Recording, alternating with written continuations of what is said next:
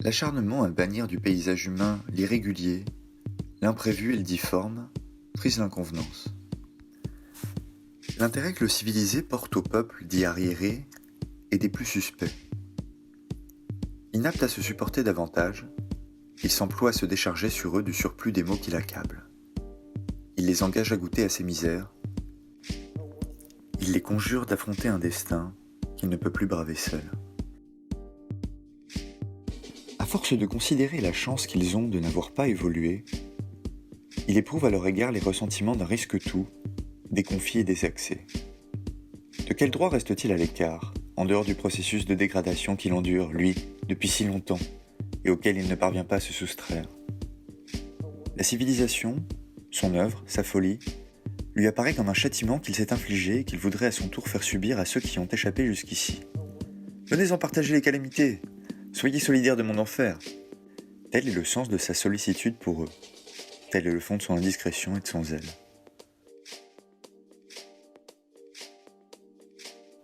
Excédé par cet art, et plus encore par ses lumières, il n'a de cesse de les imposer à ceux qui en sont heureusement exempts.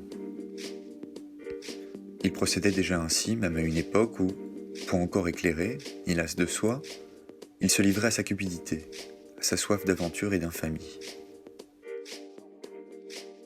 Les Espagnols, au sommet de leur carrière, durent sans doute se sentir oppressés, tant par les exigences de leur foi que par les rigueurs de l'Église.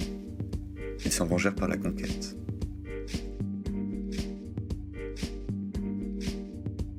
L'intolérance est le fait d'esprits ravagés, dont la foi se ramène à un supplice plus ou moins voulu, qu'ils aimeraient voir généralisé, institué. Le bonheur d'autrui n'ayant jamais été un mobile ni un principe d'action, on ne l'invoque que pour se donner bonne conscience, ou se couvrir de nobles prétextes. À quel acte que l'on se détermine, l'impulsion qui y conduit et en précipite l'exécution est presque toujours inavouable.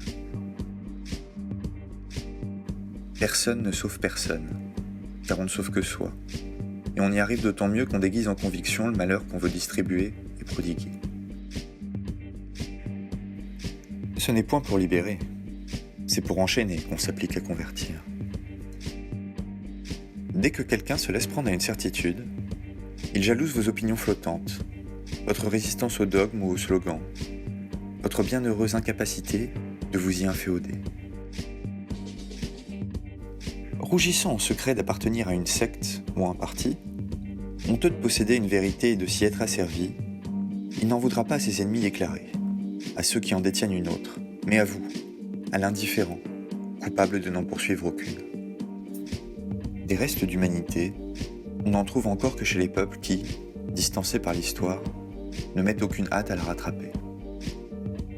À l'arrière-garde des nations, nullement effleurés par la tentative du projet, ils cultivent leur vertu démodée. Ils se font un devoir de dater. Rétrogrades, ils le sont assurément, et persévéreraient volontiers dans leur stagnation s'ils avaient les moyens de s'y maintenir. Mais on ne leur permet pas. Le complot que les autres, les avancés, trament contre eux, est trop habilement mené pour qu'ils parviennent à le déjouer. Une fois déclenché le processus d'abaissement, par rage de n'avoir pu s'y opposer, ils s'emploieront, avec le sans-gêne des néophytes, à en accélérer le cours, à en épouser et outrer l'horreur, selon la loi qui fait toujours prévaler un mal nouveau sur un bien ancien.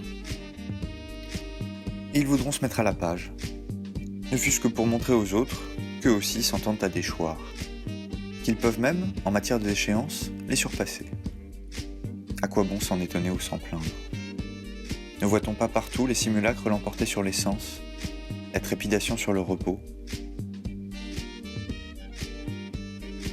Tout pas en avant, toute forme de dynamisme marque quelque chose de satanique. Le progrès est l'équivalent moderne de la chute, la version profane de la damnation. Et ceux qui y croient et en sont les promoteurs, nous tous en définitive, que sommes-nous, sinon des réprouvés en marche, prédestinés à l'immonde, à ces machines, à ces villes, dont seul un désastre exhaustif pourrait nous débarrasser. Ce serait là pour nos inventions l'occasion ou jamais de prouver leur utilité et de se réhabiliter à nos yeux. Nous étions faits pour végéter. pour nous épanouir dans l'inertie et non pour nous perdre dans la vitesse. Et par l'hygiène, responsable du foisonnement de ces êtres désincarnés aseptiques, de cette fourmilière de fantômes où tout frétille et rien ne vit. Une certaine dose de saleté étant indispensable à l'organisme, la perspective d'une propreté à l'échelle du globe inspire une appréhension légitime. Nous aurions dû, pouilleux et sereins, nous en tenir à la compagnie des bêtes, croupir à leurs côtés pendant des millénaires encore, respirer l'odeur des étables plutôt que celle des laboratoires, mourir de nos maladies et non de nos remèdes, tourner autour de notre vide et nous y enfoncer doucement. Plus notre avenir se rétrécit, plus nous nous laissons choir dans ce qui nous ruine. La civilisation, notre drogue, nous en sommes tellement intoxiqués que notre attachement pour elle présente les caractères d'un phénomène d'accoutumance, mélange d'extase et d'exécration. Telle qu'elle est, elle nous achèvera, nul doute là-dessus. Quant à y renoncer à nous en affranchir, nous ne le pouvons, aujourd'hui moins que jamais. Coupables de vouloir nous réaliser au-delà de nos capacités ou de nos mérites, ratés par excès, inaptes au véritable accomplissement, nuls à force de tension, grands par épuisement, par la dilapidation de nos ressources, nous nous dépensons sans tenir compte de nos virtualités ni de nos limites. D'où notre lassitude, aggravée par les efforts mêmes que nous avons déployés pour nous accoutumer à la civilisation, à tout ce qu'elle implique de corruption tardive. Nous voilà livrés à des contrefaçons d'infini, à un absolu sans dimension métaphysique, plongés dans la vitesse, faute de l'être dans l'extase. Cette ferraille haletante, réplique de notre bougeotte, et ces spectres qui la manipulent, ce défilé d'automates, cette procession d'hallucinés. Où vont-ils? Que cherchent-ils? Quel souffle de démence les emporte? Chaque fois que j'incline à les absoudre, que je conçois des doutes sur la légitimité de l'aversion ou de la terreur qu'ils m'inspirent, il me suffit de songer aux routes de campagne, le dimanche, pour que l'image de cette vermine motorisée m'affermisse dans mes dégoûts, mes effrois. L'usage des jambes étant aboli, le marcheur, au milieu de ces paralytiques au volant, a l'air d'un excentrique ou d'un proscrit. Bientôt, il fera figure de monstre. Plus de contact avec le sol. Tout ce qui y plonge nous est devenu étranger et incompréhensible.